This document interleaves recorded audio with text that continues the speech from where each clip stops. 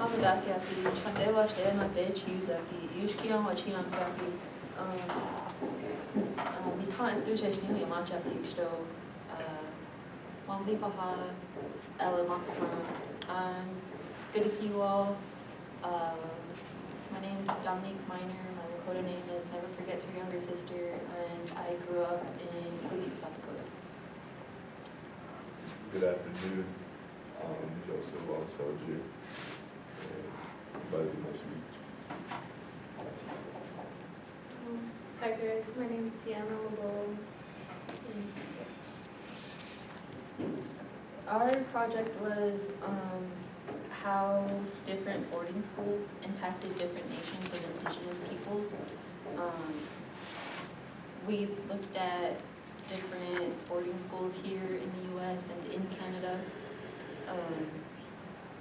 And a question you may have, probably not though, is what both boarding schools are and why they were founded. In our research, we found that boarding schools were established to eliminate the traditional Native American ways of life and replace them with the mainstream American ways of life. So to basically assimilate us into what European culture was at the time and what it is continuing to grow to become. And then another definition we had, in case no one knew, but I doubt it, was indigenous peoples. And those are communities and nations that were here before this land was discovered by Europeans, or non-North Americans.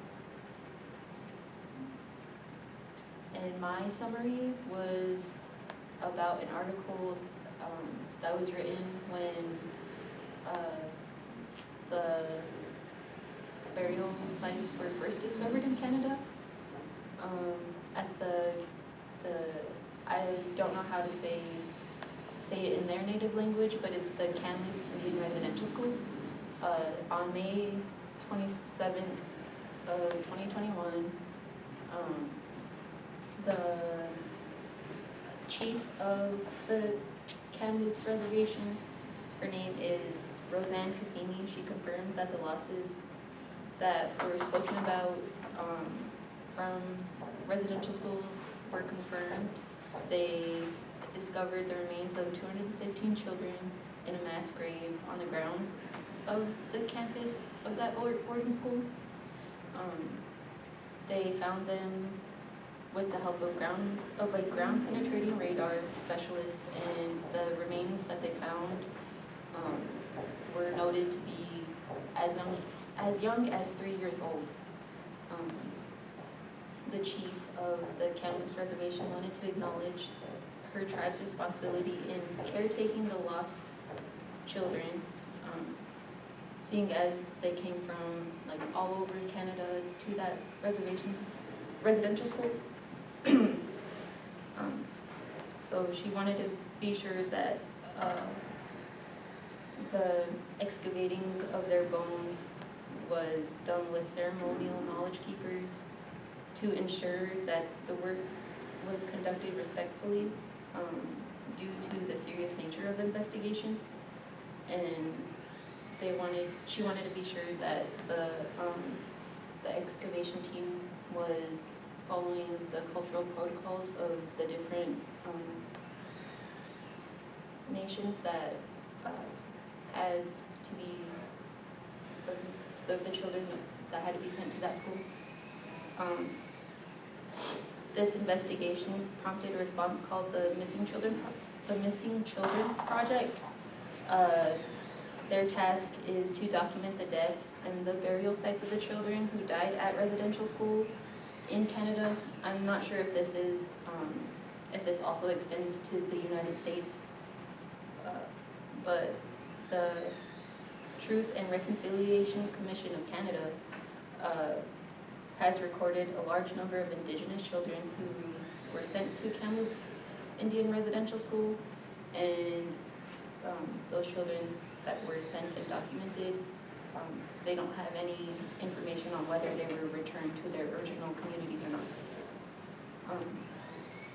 And this trend is noticeable at all different types of boarding schools here in Canada, and in the United States.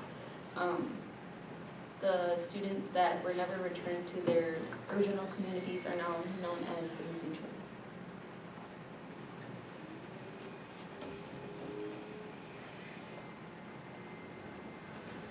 My summary is talking about one of the first schools in the United States for Native Americans. The article is named Callum Carousel's Casualties, Dividing Student Death at the Carousel Indian Industrial School. It was operating from 1879 to 1918 and educating over 8,000 Native Americans. The Carousel Indian Industrial School was one of the biggest federal off-reservation schools for Native Americans in the United States. During its time, Carousel symbolized the progressive era, attempting to assimilate indigenous populations through their education. Just like any other boarding school, the American Empire at Carousel, consequently, there would be death to these young students.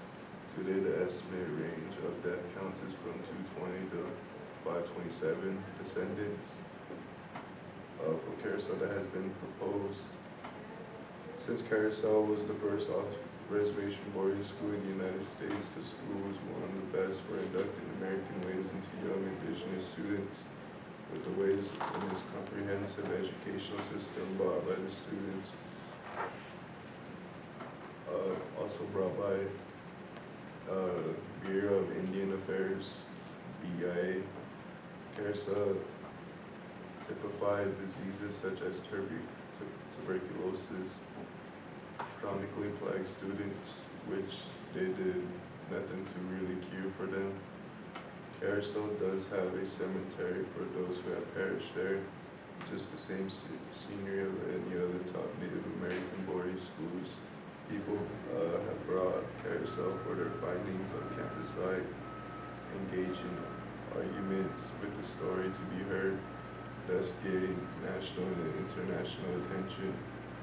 However, to this day, Carousel had not come forward nor been objective with the findings, which deserves more through assessment.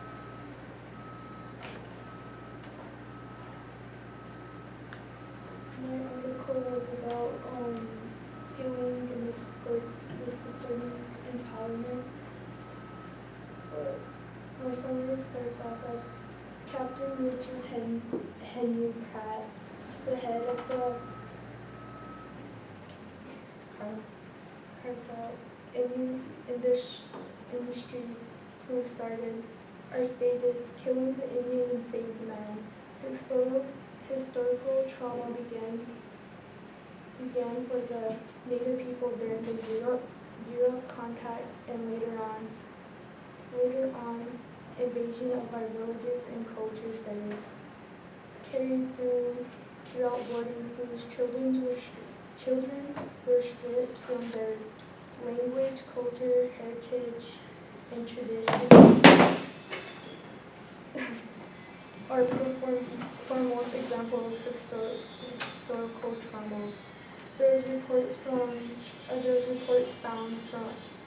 that from 1890 to 1969, there were 400 federal schools across 37 states and territories, and there were also more than 1,000 federal and non-federal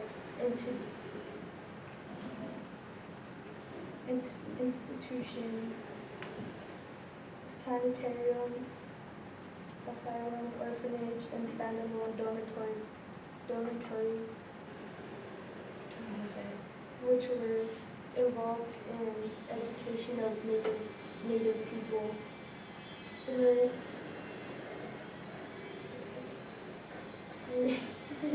report of 1928 found that the boarding school systems caused problems from the Indian daily unit by taking the children and keeping them until parents and children become strangers to each other. This was also this trauma ran through grandparents to their grandchildren, even though the younger generation didn't really understand the cause. Healing began within oneself and continues into the immediate family to later encompass the extended family. The elders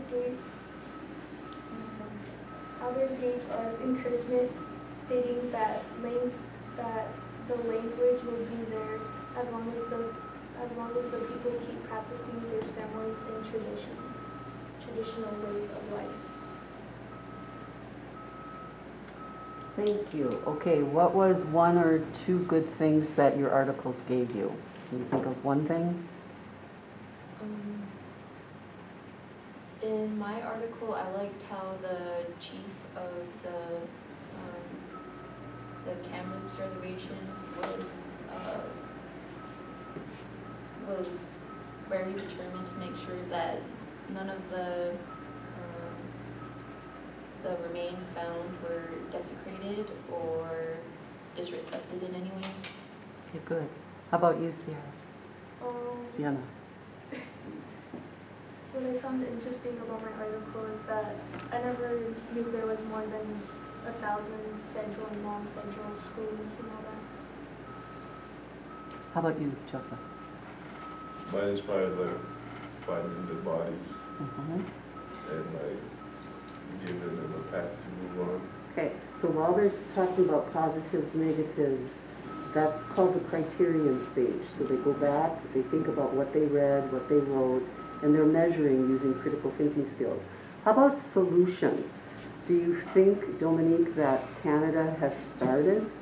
Yeah, I didn't put it in my summary, but at the end of my article, there was the Missing Children Project.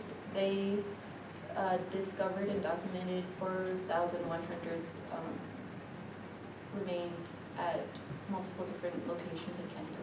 Good. And the U.S. can take from what Canada now has done. And they are. I think the Department of Interior. How about Joseph? Any solutions in your article?